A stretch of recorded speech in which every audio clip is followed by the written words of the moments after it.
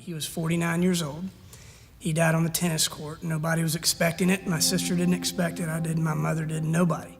Of all the paperwork that we thought we would find, there was a handwritten letter from my father.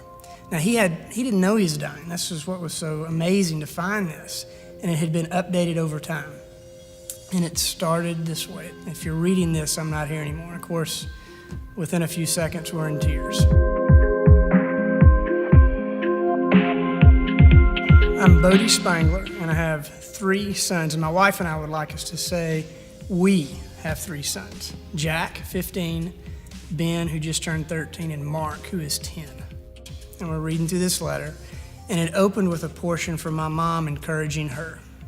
And I remember hearing Mom read that aloud, and then she started reading the part for my sister and for me. It said, "Dear Bodie and Claire, I want to remind you how pleased I am with the adults you've become."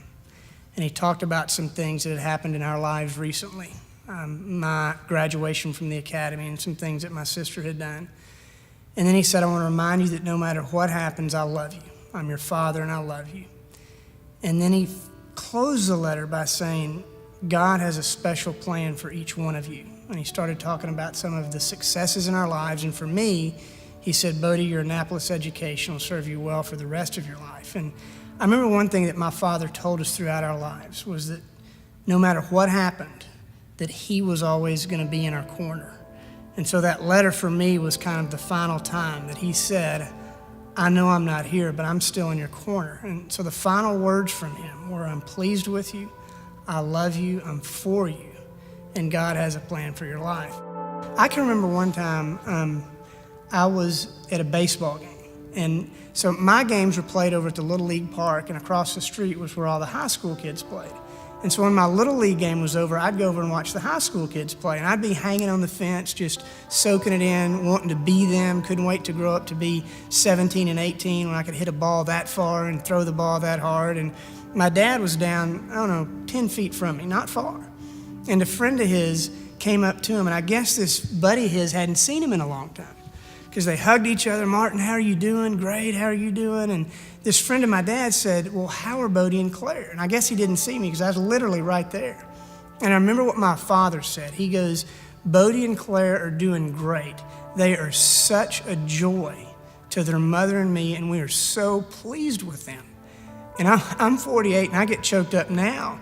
And I remember hanging on that fence and just poking my chest out just a little bit further, thinking, I have pleased my father. And so I don't care how old you are as a father, and I don't care how old your children are.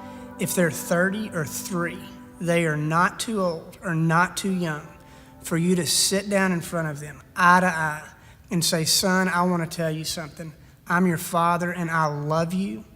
I am pleased with you, and I'm always going to be in your corner, and God has a plan for your life." If you can tell a young man, a little boy, or a little girl, or an adult boy, an adult girl, those 4 things, it is going to impact them like you cannot believe.